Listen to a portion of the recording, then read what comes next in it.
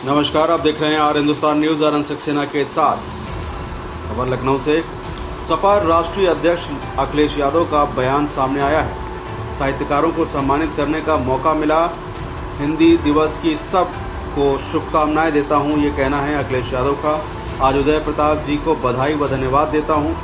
आज साहित्यकारों से मिलने का मौका दिया गया। आदरणीय बिस्मिल्लाह साहब को बधाई देता हूं, अखिलेश जी ने कहा। और जब कभी भी कोई बड़ा कार्यक्रम हुआ तो ज़रूर हम न्योता देंगे। आज हिंदी को जिस रूप में बढ़ाया जाना चाहिए था वो नहीं हुआ।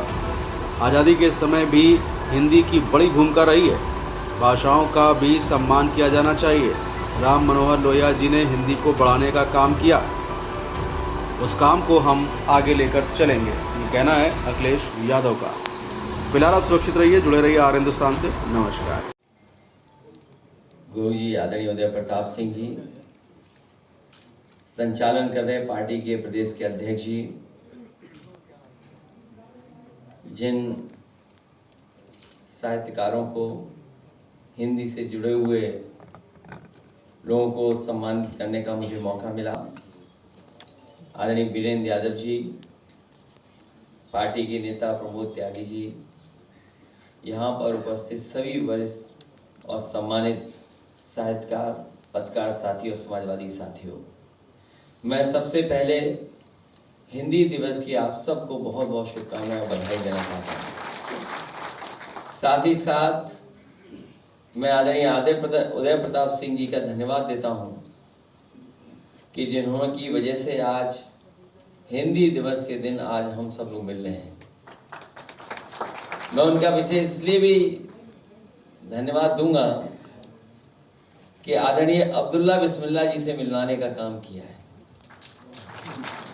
मैं जब उनको सुन रहा था और मैं सभागार में बैठे हुए लोगों को सबको देख रहा था, बहुत दिनों बाद चेहरों पे खुशी दिखाई दे रही थी उनकी बातें सुनकर, और मुझे लग रहा था कि पत्रकार साथी और सुनना चाहते हैं, लेकिन समय न होने की वजह से वो जितना कुछ कहना चाहते थे वो नहीं कह पाए। लेकिन मैं आदरणीय बिस्मिल्लाह साहब को बधाई देना चाहता हूँ और भरोसा दिलाता हूँ कि जब कभी भी कोई बड़ा कार्यक्रम होगा मैं आपको जरूर उन कार्यक्रमों में आमंत्रित करूंगा, जिससे बहुत सारी जानकारी हम लोगों को मिलेगी। हिंदी दिवस के दिन हिंदी के साहित्यकारों का सम्मान करना और भाषाओं के बारे में जानकारी होना, जिस तरह हमारे साथियों ने बताया कि जहां हमारी भारतीय भाषाएं और हिंदी भाषा का जो बढ़ाने का काम होना चाहिए, जिस रूप में होना चाहिए था वो नहीं हो पाया है। लेकिन इधर जब हम चीजों को देखते हैं तो बहुत कुछ बदलाव दिखाई दे रहा है।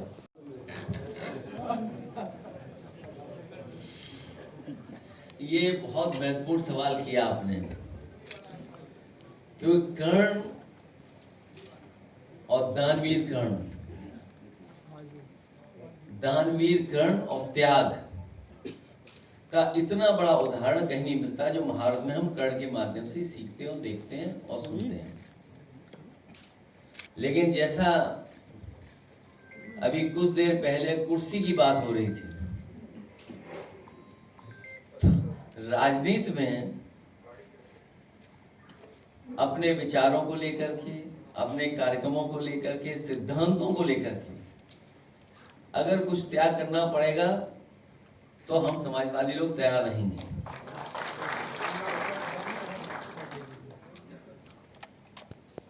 क्या वोट पर गठबंधन बनने और बिगड़ने दोनों चाहिए क्या? देखिए, कर्ण पे जब हम लोग पढ़ते हैं, मुझे याद है हमारे जितने भी साहित्यकार हैं सब जानते हैं, और बहुत सारे साथियों ने, दिनकर जी ने जो लिखा है कर्ण के बारे में, रश्मि रति में, शायद उससे अच्छा कर्ण के बारे में नहीं लिखा गया हो।